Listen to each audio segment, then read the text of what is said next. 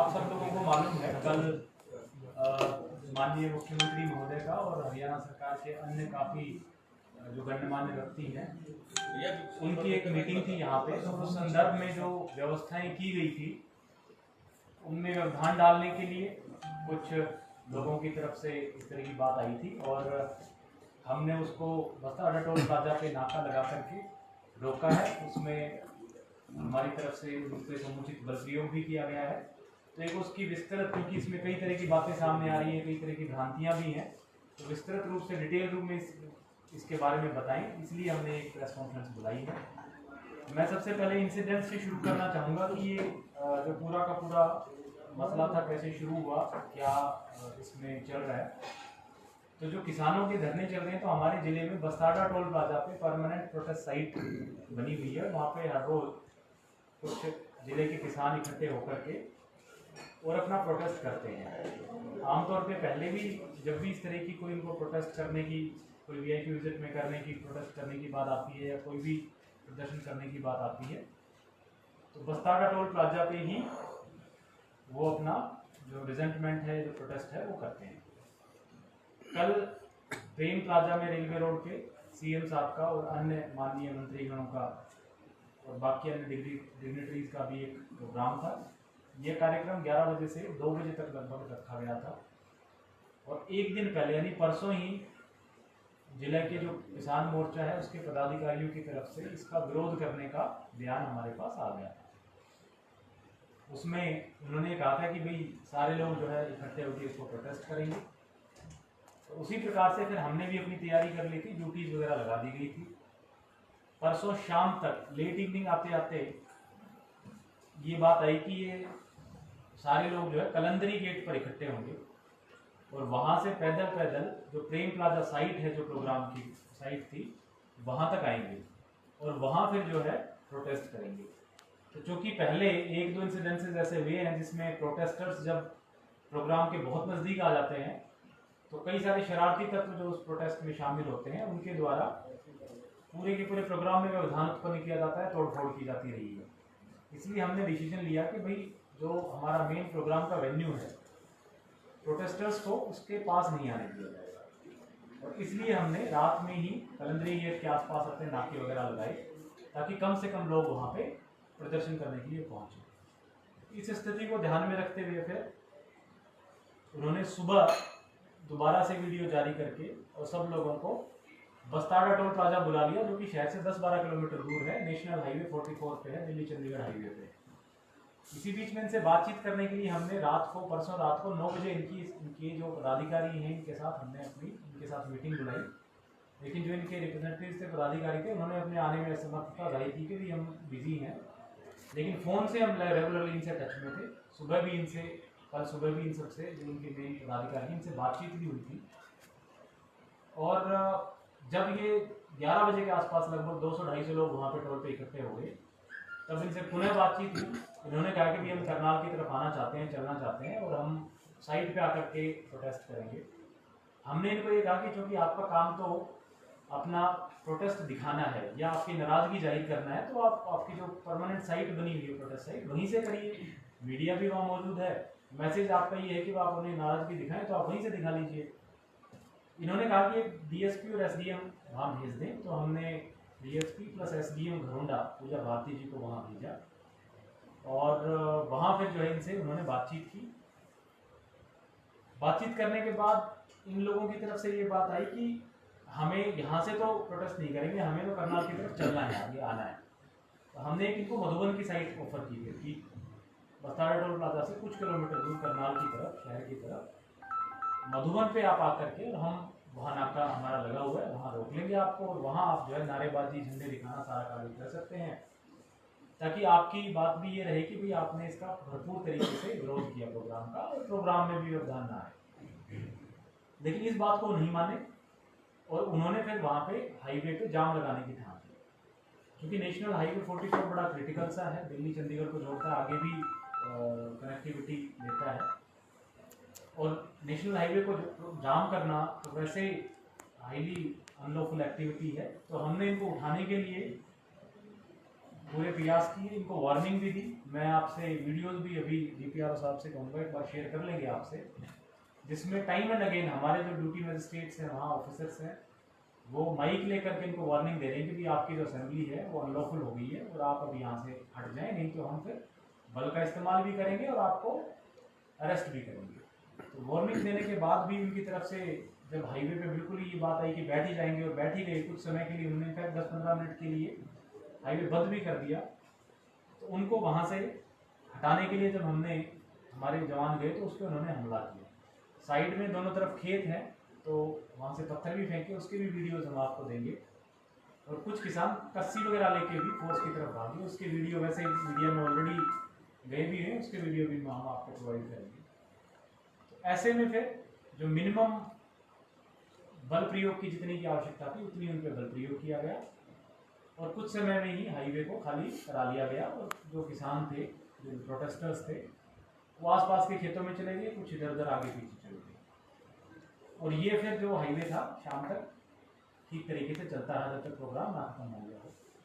इस बल प्रयोग में कुछ हमारे पुलिस के जवानों को भी चोट आई, जिसकी डिटेल अभी SP साहब बताएंगे।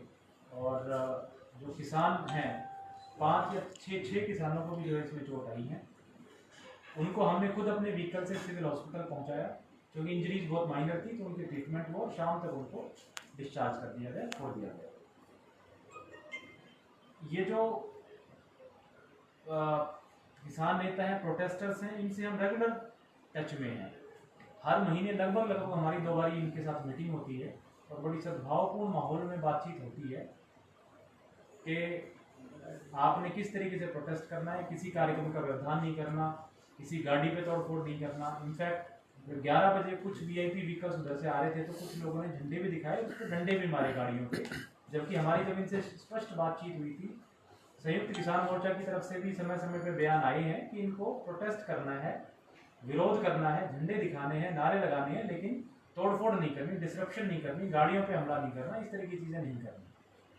बट क्योंकि स्वाभाविक रूप से कोई भी प्रोटेस्ट होता है तो उसमें शरारती एलिमेंट होती है, उनकी तरफ से जो है पुलिस पे, फोर्स पे, ऑफिसर्स पे पत्थर फेंके गए और इसके फलस्वरूप जो है उन पर जो समुचित बल प्रयोग था वो किया गया। एक और मसला जो आया है, जो मीडिया में काफ़ी चला है, वो SDM करनाल के बारे में है। और उनकी एक वीडियो वायरल हुई है जिसमें वो पुलिस फोर्स को इंस्ट्रक्शंस देते दिख रहे हैं कि किस तरीके से बल प्रयोग किया जाना है।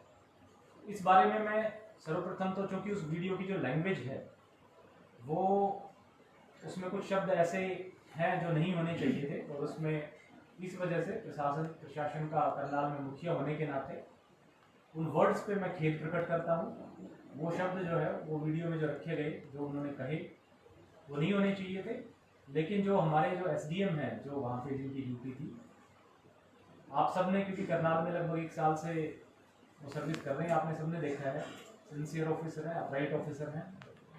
और हीट ऑफ द मोमेंट में जब ब्रीफिंग कर रहे थे तो उनसे वो कुछ शब्द निकले जो नहीं निकलने चाहिए थे। लेकिन जो उनका उद्देश्य था, इंटेंशन था, वो कहीं गलत नहीं थी। क्योंकि वो जो हमारा नाका था जहाँ पे उनकी ड्यूटी थी करनाल में, जो वेन्यू है उसके पास, सिटी में, रेलवे रोड पे, वो जो प्रोग्राम वेन्यू से थोड़ा ही दूर था और वो हमारा आखिरी नाका था। सबसे पहला नाका तो बस्ताड़ा टोल पे हो गया, फिर नमस्ते चौक पे हो गया और तीसरा नाका ये था। तो उन्होंने फोर्स को ये बताया कि भाई जो भी लोग प्रोटेस्टर्स यहाँ तक पहुँच जाएंगे, इसका मतलब वो ऑलरेडी 2 नाके तोड़ के आ चुके होंगे।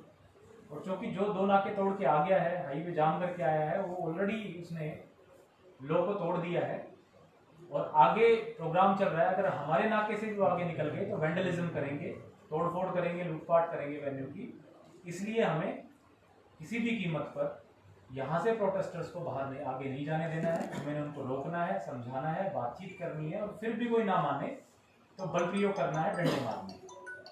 तो स्वाभाविक सी बात है कि उनकी जो ब्रीफिंग थी उसका कुछ पोर्शन, कुछ उनका टेलर्ड जो वर्जन है, कट करके मीडिया में प्रस्तुत किया गया, जबकि जो उनकी पूरी ब्रीफिंग थी वो नहीं बताई गई कि उन्होंने किस तरीके से फोर्स को प्रॉपर्ली ब्रीफ किया।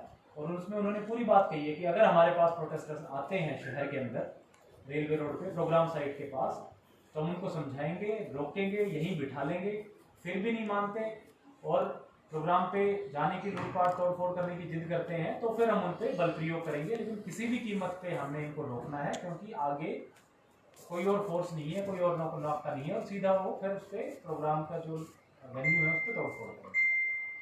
तो इस मामले में उनका जो इंटेंशन था, जो उनका उद्देश्य था, वो बिल्कुल ठीक था। हालांकि जैसे मैंने बताया, शब्द जो थे वो उन्होंने, क्योंकि हीट ऑफ द मोमेंट में और उतना स्ट्रेस में उनके से जो निकले, उसके लिए मैं ऑलरेडी खेद प्रकट कर चुका हूँ। और एक चीज सिग्निफिकेंट बात यह है कि उनकी जो ब्रीफिंग है उसका एक्चुअली जो बल प्रयोग हुआ टोल प्लाजा पे, उससे कोई लिंक नहीं है। मीडिया में ये चीज नहीं प्रोजेक्ट हुई कि ये ब्रीफिंग सुबह 9-8-9 बजे की है और रेलवे रोड की है, जबकि एक्चुअली बल प्रयोग जो है वो बस्तारा टोल प्लाजा पे हुआ, जहाँ पे मेनली जो हमारे ड्यूटी मजिस्ट्रेट DSW थे सत्यवान जी और SDM घरोंडा, चूंकि उनका जुरिस्डिक्शन है, तो पूजा भारती जी वहाँ मौजूद थी। और वहाँ पे समुचित प्रिकॉशन लेने के बाद, समुचित चेतावनी देने के बाद, जिनके वीडियो हम आपसे शेयर करेंगे, उसके बाद जो है मिनिमम संख्या में बल प्रयोग किया गया। और जो मिनिमम चोटें आई हैं किसानों को, उनको फिर हम खुद जो है सिविल हॉस्पिटल लेके आए, ट्रीटमेंट करके शाम तक डिस्चार्ज कर दिया गया। इसमें अब अंत में मैं, उससे पहले कि मैं SP साहब को भी ब्रीफिंग के लिए कहूँ, मैं यही कहना चाहूँगा, जितने भी किसान भाई हैं, प्रोटेस्टर्स हैं, हम जो यहाँ के किसान नेता हैं उनसे रेगुलर टच में हैं। प्रशासनिक तौर पे हम उनसे हर महीने कम से कम 2 बार मीटिंग करते हैं, उनसे बातचीत करते हैं, फ़ोन पे भी उनसे टच में रहते हैं। तो लोगों से आग्रह करेंगे कि कानून कोई भी अपने हाथ में ना ले, क्योंकि कानून फिर उससे सख्ती से निपटेगा। अगर किसी की भी कोई समस्या है, किसी को अपनी बात रखनी है, हल बातचीत रखने से ही होगा। और जिला प्रशासन के रास्ते हमेशा बातचीत के लिए खुले हैं। कोई भी किसान प्रतिनिधि, कोई भी किसान भाई खुद या उनका कोई नेता कभी भी बातचीत के लिए आ सकता है, और हम समस्त मुद्दों पर बातचीत करने के लिए तैयार हैं। मैं SP साहब से चाहूँगा कि जो कोर्स के बारे में, FIR वगैरह जो भी कार्यक्रम है उसके बारे में बताएंगे। सर सवाल बाद में लेंगे। उसके संबंध में अब तक हमारी प्राप्त जानकारी के अनुसार कुल 13 पुलिस कर्मचारियों की MLR हमें प्राप्त हो चुकी है। कुछ MLR अभी और आनी शेष है, और साथ ही जो किसान की तरफ से टोटल 15 किसानों को जो चोटें आई थी, जिनकी हमें जानकारी मिली है कि उनकी MLR कटी है। कुछ किसान नेताओं ने कल आह्वान किया था कि और किसान भाई आज पहुंचे और सिविल हॉस्पिटल में और MLR कटवाएं, तो आज भी कुछ MLR और अभी कट रही है, और शाम तक हमें पूरी जानकारी स्पष्ट रूप से मिल जाएगी कि कितनी MLR एक्चुअल में किसानों की तरफ से कटवाई जा चुकी है। जो हॉस्पिटल में एडमिट करवाए गए थे प्रशासन की तरफ से, जो बस्तारा टोल पे कुछ घायल हुए थे किसान, उनमें से ज़्यादातर डिस्चार्ज हो चुके हैं। गुरजंट नाम का व्यक्ति, वो भी हॉस्पिटल में एडमिट है, जिसके नाक पे चोट लगी हुई थी। साथ ही कल जो भी घटनाक्रम हुआ था, उसमें कानून की जितने भी प्रावधान हैं, CRPC के जो प्रावधान है बल प्रयोग करने के लिए, उसका समस्त का पालन किया गया। चाहे वो पहले परस्यूएट करना हो, उसके बाद में बार बार रिपीटेड वार्निंग दी जानी हो, उसके बाद में बल प्रयोग की जो भी सीमा है, मतलब मिनिमम फोर्स यूज करना है। और हमारा मुख्य उद्देश्य ये था कि जो भी GT रोड पर जाम लगा रखा है, या साइड से जो भी कुछ लोगों ने पथराव करना शुरू किया था, उसको रोका जाए। और बस्तारा टोल प्लाजा से GT रोड का जो इलाका जो जाम कर रखा है, जिससे लोगों को आवागमन में सुविधा हो रही थी, और साथ ही जो आवश्यक वस्तुओं की सेवाओं की आपूर्ति भी बाधित होती है, लोगों को वहां से डिस्पर्स कर दिया जाए। और जब एक बार सारे लोग डिस्पर्स हो गए थे, इसके बावजूद भी कुछ लोगों ने लगातार खेतों की तरफ से पथराव करना जारी रखा था बार बार, और बार बार पुलिस ने फिर तेज करके उनको वापस हटाया भी। साथ ही एक वीडियो आपने भी देखा होगा, जो बार बार सोशल मीडिया में वायरल हुआ था, जिसमें एक व्यक्ति ने कस्सी लेकर के भी पुलिसकर्मी को जान से मारने का प्रयास किया था। इस समस्त घटनाक्रम के बाद में शाम को फिर कुछ लोगों के आह्वान पर GT रोड फिर जाम किया गया, जिससे लोगों को काफ़ी फिर असुविधा हुई। 3 घंटे के आसपास लगभग नेशनल हाईवे फिर जाम रहा। इसके बाद में हमने कानून कार्रवाई के तहत एक FIR, जो दिन का घटनाक्रम था, जिसमें कुछ पुलिसकर्मियों पर हमला करने, नेशनल हाईवे को जाम करने और अनलॉफुल असेंबली के संबंध में दर्ज किया है मधुबन पुलिस स्टेशन में, जिसमें 27 नामजद आरोपी हैं और बाकी अन्य आरोपी हैं जिनका नाम FIR में नहीं लिखा गया है, जो इन्वेस्टिगेशन के दौरान डिसाइड होंगे। साथ ही शाम के समय नेशनल हाईवे को जाम करने के संबंध में भी एक FIR हमने मधुबन पुलिस स्टेशन में अलग से दर्ज की है। हम ये सुनिश्चित करेंगे कि इस दोनों मामले जो हैं इनकी ढंग से जांच हो और मामला लॉजिकल कंक्लूजन तक जाए। तो सर, जब शाम को हाईवे जाम हुआ तो उसके बाद पुलिस ने सख्ती क्यों नहीं बरती? देखिए, जैसा कि मैंने बताया तो दिन में हमारा जो प्रोग्राम था उस टाइम कुछ किसान नेताओं द्वारा आह्वान किया गया था कि हम नेशनल हाईवे को लगातार जाम रखेंगे, चाहे दिल्ली तक जाम लग जाए, और उसकी वीडियोस भी अवेलेबल है। हमने उस समय भी लोगों से उनसे बार बार बातचीत की थी, आपने वो वीडियोस भी देखे होंगे, आप मीडिया कर्मी वहाँ पर मौजूद थे, वहाँ पर चेतावनी पर बात दी गई। इसके बावजूद भी कुछ लोगों के द्वारा पुलिस कर्मचारी के साथ मिसबिहेव किया गया, धक्का मुक्की की गई, कुछ साइड से पथराव भी किया गया। उसके बाद में पुलिस के द्वारा ड्यूटी मजिस्ट्रेट के आदेश पे समुचित जो मौके के हिसाब से रिक्वायर्ड था मिनिमम फोर्स न्यूनतम बल प्रयोग वो किया गया, ताकि भीड़ को वहां से डिस्पर्स किया जा सके और नेशनल हाईवे पे जो आवाजाही है वो सुचारू रूप से जारी रह सके। इसके बाद में जब इनके द्वारा शाम को फिर कॉल की गई, हमने प्रशासन बार बार ये चाहता भी नहीं था कि किसी भी प्रकार से टकराव की स्थिति बने। और सुबह ट्रैफिक को भी डाइवर्ट जो है दोपहर के बाद में हमने ट्रैफिक, क्योंकि हमें पहले से भी थोड़ी आशंका थी कि हो सकता है दोबारा नेशनल हाईवे कहीं पे जाम हो जाए, तो हमने ट्रैफिक डाइवर्जन की माकूल व्यवस्था उस समय तक कर ली थी, पानीपत पुलिस के साथ भी टाई अप करके और इधर कुठेल बस्तारा होते हुए। तो शाम के समय जब इनके द्वारा फिर जाम किया गया, हमारे वहाँ पर एसडीएम साहब और डीएसपी साहब लगातार उनसे बातचीत कर रहे थे और हमने उन्होंने कहा कि हमारे जितने भी लोग जो पुलिस ने कुछ डिटेन कर रखे हैं उनको रिलीज कर दिया जाए, और वो बात उसी समय हो गई थी। लेकिन वो इस बात पे एडमेंट थे कि उन लोगों को यहीं पे लाया जाए, जबकि उनकी ऑलरेडी फोन पे बात भी हो चुकी थी। इसके बावजूद भी उन्होंने लगातार एनएच को जाम किए रखा, और जब वो लोग वहां पर मौके पे पहुंचे उसके बाद में उन्होंने उनसे विचार विमर्श करके उस नेशनल हाईवे को जाम को खोला, जबकि हमने उनको पहले से ही आश्वासन दे दिया था कि जितने भी लोग हैं उनको खारिज कर दिया जाएगा, और वो लोग हैं वो आपके पास में ही पहुंच रहे हैं। लेकिन इसके बावजूद भी वो नहीं माने, और जब वो बंदे वहां पर मौके पे पहुंचे उसके बाद में जाम खोला गया। निशांत सर, क्या पॉलिटिकल इतना दबाव होता है कि एक आईएएस ऑफिसर इस तरीके से अपनी बात रखता है? क्या पॉलिटिकल इतना दबाव रहता है? देखिए, इसमें मैंने आपको बताया, ये बात है सारी ब्रीफिंग की, उनको बताने की। जो हमारा रेलवे रोड वाला नाका था उसमें प्रशासन की तरफ से हमारी तरफ से सख्त डायरेक्शंस थी, और चूंकि वहाँ पे एसडीएम साहब थे और ड्यूटी मजिस्ट्रेट थे, साथ में उनके पुलिस बल भी था, और उनकी जिम्मेदारी है, इनफैक्ट उनकी लीगल एडमिनिस्ट्रेटिव रिस्पॉन्सिबिलिटी है कि वो जो उनको डायरेक्शंस मिले उनको फॉलो कराएं। तो उनको स्पष्ट डायरेक्शंस थी कि किसी भी कीमत पे एट एनी कॉस्ट प्रोटेस्टर्स यहाँ से आगे नहीं जाएंगे, और जो उनको डायरेक्शंस दी गई स्वाभाविक रूप है कि वो डायरेक्शंस और वो ब्रीफिंग उनको फोर्स को भी देनी होगी, ताकि फोर्स के माइंड में भी डाउट ना रहे कि करना क्या है। जैसे मैंने पहले ही कहा कि जो डायरेक्शंस दी गई, जो शब्द थे उसके और उचित शब्द हो सकते थे, और उसके लिए जैसे मैंने कहा कि मैं प्रशासन का मुखिया होने के नाते खेद प्रकट करता हूँ, लेकिन जो इंटेंशन थी वो बिल्कुल क्लियर थी कि एट एनी कॉस्ट, क्योंकि जो तीसरे नाके पे पहुंचेगा वो दो ऑलरेडी नाके तोड़ के यानी लो तोड़ के ब्रीच करके आया होगा, तो और जो इलीगल एक्टिविटी करके आया होगा, तो उसको किसी भी सूरत में हमें आगे नहीं बढ़ना।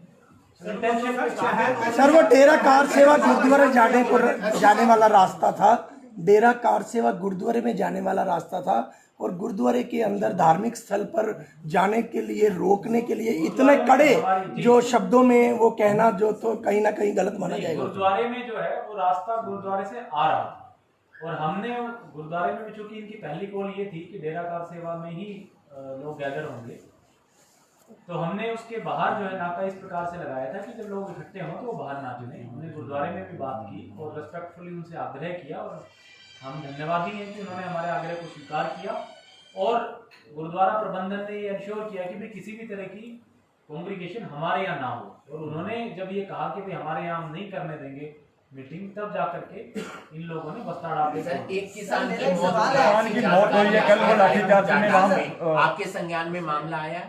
एक बार एसपी साहब बताना चाहिए। जो ये मीडिया में कुछ चल रहा था एक किसान की के वहाँ पर कल दिन में जो घटनाक्रम हुआ उसके दौरान चोटें लगी थी और उससे उनकी मौत हुई। इस मामले में स्पष्ट करना चाहता हूँ कि जितने भी एमएलआर जो किसान की कटी है उसमें से उनकी कोई भी एमएलआर नहीं है, और ना ही हमारी जानकारी के अनुसार कहीं पर वो हॉस्पिटल में गए थे। उसके बाद में वो शाम को ठीक ठाक घर पे गए थे, और रात में सोने के बाद में उनकी वहाँ पर डेथ हुई है, जो कि घर वाले कुछ लोग बता रहे हैं कि हार्ट अटैक से डेथ हुई है। तो पुलिस के द्वारा जो बल प्रयोग किया गया था उसमें चोटों लगने से उनकी डेथ हुई है, ये ऐसी जानकारी बिल्कुल तथ्यात्मक रूप से गलत है। और साथ ही यदि इस प्रकार की बात हुई भी होती तो घर वाले डेथ के बाद में निश्चित तौर पे पुलिस से संपर्क करते और पोस्टमार्टम करवाते हैं। इस प्रकार की कोई भी जानकारी हमें नहीं दी गई। हमें जानकारी तब मिली जब दाह संस्कार हो रहा था। इसके बाद में कुछ लोग यहाँ से अलग अलग जगह से वहां पर पहुंचे हैं, और उनके द्वारा ये कहा गया कि इस डेथ का उससे कल वाले घटनाक्रम से लिंक है, जबकि हमारे अनुसार इस घटना का उससे कोई लिंक नहीं है। जितनी बातें कही गई है वो तथ्यात्मक रूप से बिल्कुल गलत है। सर एक सबसे बड़ी बात तो है कि वाटर कैनन का पहले इस्तेमाल किया जाना था, उसके बाद आंसू गैस थे, उससे पहले ही वहां पर लाठीचार्ज कर दिया। ये किसानों ने आज बिल्कुल स्पष्ट कहा है, क्रिकेट के तहत उन्होंने भी यही बात उठाई। सर इसमें जो जैसे मैंने कहा यूज ऑफ फोर्स है, उसका उद्देश्य था वो किसी को भी नुकसान पहुंचाना नहीं था। उसका उद्देश्य सिर्फ ये था कि हाईवे जाम ना रहे और हाईवे को किस तरीके से खुलवाया जाए, और उस कड़ी में जितना मिनिमम न्यूनतम बल प्रयोग है, जितने कम से कम बल प्रयोग से वो हमारा पर्पस सॉल्व हो जाए और हाईवे खुल जाए, उतना किया गया। किस मोड में बल प्रयोग होना है, कितना करना है, किस तरीके का करना है, वो जो मौके के अफसर होते हैं उनकी कॉल होती है। बाहर बैठ के या बाद में बैठ करके एनालाइज करना उचित नहीं होगा। लेकिन जैसे मैंने कहा न्यूनतम बल प्रयोग हुआ है, इसीलिए आपने देखा भी होगा कि जो किसान हैं, 6 लोग हैं, उनको बिल्कुल मिनिमम सी चोटें आई हैं और इसी वजह से शाम तक उनको सबको उनकी इच्छा के अनुसार डिस्चार्ज भी किया। सर इससे पहले भी जो आम जनता परेशान थी रूट को लेकर, उसके लिए कुछ व्यवस्थित तरीके से इंतजाम नहीं थे। सर दूध वाले फंसे थे, एक महिला फंसी थी, उसको ब्लीडिंग हो रही थी, काफी ब्लीडिंग हो रही थी महिला को। इतना प्रेशर था कि पॉलिटिकल की वो रास्ते भी बंद कर दिए, कोई किसी तरह के एम्बुलेंस के लिए, डॉक्टरों के लिए रास्ते नहीं छोड़े गए। इसमें बेसिकली हमने एक दिन पहले यानी परसों शाम को मीडिया के थ्रू भी और वैसे भी एडवाइजरी जारी की थी कि जो पर्टिकुलर कुछ रोड्स हैं उसको अवॉइड किया जाए। और फिर भी क्योंकि सुबह कॉल थी कि सारे के सारे लोग कैथल से, काछवा से, मुनक रोड से रास्तों से आएंगे, तो वहाँ पे सख्त नाके लगाए गए थे। जैसे ही सिचुएशन ईज आउट हुई, जिस भी तरीके से लोगों को निकालना था वो निकाला गया, जरूरतमंद लोग थे उनको निकाला गया। हमारे पास भी, मेरे पास भी, एसपी साहब के पास भी प्रशासनिक स्तर पे बहुत सारे लोगों ने कांटेक्ट किया, बहुत सारी कॉल्स आई और उनकी यथासंभव जो भी हेल्प हो सकती थी वो की।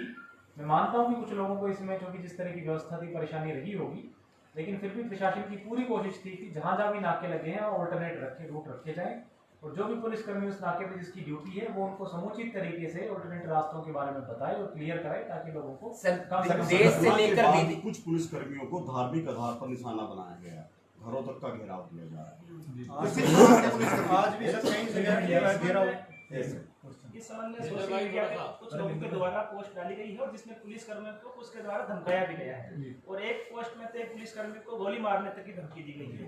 ये बिल्कुल कानून के खिलाफ है और हम ये सुनिश्चित करेंगे कि ऐसे व्यक्ति जो पुलिसकर्मियों को जो अपनी ड्यूटी कर रहे हैं, जो भी उनकी वाजिब ड्यूटी बनती है और जो भी सीनियर से आदेश है उनकी पालना कर रहे हैं, उनको जो भी व्यक्ति इस प्रकार से धमकाने का काम या उनकी ड्यूटी बाधित करने का काम करेगा या उनके घरवालों को अनावश्यक तौर पर परेशान करने का काम करेगा, हम उनके खिलाफ सख्त कानूनी कार्रवाई करेंगे। जो एक व्यक्ति के द्वारा इस प्रकार की पोस्ट डाली गई है, हम उसमें एफआईआर भी दर्ज कर रहे हैं और साथ ही आवश्यक रिकॉर्ड कलेक्ट करके उस व्यक्ति के खिलाफ कड़ी कानूनी कार्रवाई भी सुनिश्चित की जाएगी। एक सवाल, देश से लेकर विदेश तक करनाल की चर्चा है, फजीहत भी हो रही है क्योंकि अलग अलग कमेंट्स जा रहे हैं, पोस्टें जा रही हैं। आपको लगता है ये बल प्रयोग टाला जा सकता था? सर कई कारण थे ऐसे। मैंने पहले ही बताया क्योंकि कि जो बल प्रयोग किया गया था वो मिनिमल किया गया था, न्यूनतम किया गया था और अगर बल प्रयोग ना होता तो हाईवे लंबे समय तक जाम रहता क्योंकि ट्रैफिक डाइवर्जन की व्यवस्था उस समय तक हमने नहीं की थी। क्योंकि जब हमारी इनसे सुबह बातचीत हुई कल, तो इन्होंने स्पष्ट रूप से कहा था कि हमारा कार्य शांतिपूर्ण तरीके से विरोध करना है, हमारा पर्पस, ना तो हम किसी चीज को नुकसान पहुंचाएंगे ना ही हाईवे जाम करेंगे। जैसे मैंने कहा, हम उनसे रेगुलरली किसान नेताओं से टच में थे, हमारी बातचीत भी होती थी। उनकी तरफ से बिल्कुल ये स्पष्ट मैसेज था और मुझे नहीं लगता उनकी तरफ से बाद में भी कोई मैसेज चेंज हुआ होगा। लेकिन कुछ शरारती एलिमेंट, जो भी कोई प्रोटेस्ट होता है उसमें कुछ 10-20-30% शरारती एलिमेंट घुस ही जाते हैं और उनकी तरफ से जानबूझ के जब हाईवे जाम करने का पोल लिया गया और इनफैक्ट हाईवे जाम कर दिया गया, तो हमारे पास कोई और चारा नहीं था, हम नहीं चाहते थे। और इनफैक्ट 15-20 मिनट के जाम में कई किलोमीटरों तक की लाइन लग गई थी वहां पे। तो प्रशासन की मजबूरी थी कि भाई उन सब लोगों को क्लियर कराने के लिए मिनिमम बल प्रयोग किया जाए। क्योंकि देखिए, हाईवे जाम करना आप सब एग्री करेंगे कानून तोड़ना है, और जब कानून तोड़ना है और जब उनसे आग्रह के बाद भी वो कानून तोड़ने पे बार बार बैठे रहे कि हमने कानून तोड़ के ही रहेंगे, तो न्यूनतम बल प्रयोग किया गया ताकि कम से कम किसी को। सर इससे पहले भी प्रोटेस्ट हुए थे। मैसेज वायरल हुआ है कल की घटना को लेकर जी, क्या इस घटना के खालिस्तान से कोई कनेक्शन है? बिल्कुल नहीं होना चाहिए और अगर कोई भी इसको इस तरीके से कनेक्ट करता है और तो लीगली कानून के हिसाब से सख्त कार्रवाई की। सर एक बार लाठीचार्ज करने के बाद दोबारा स्टेज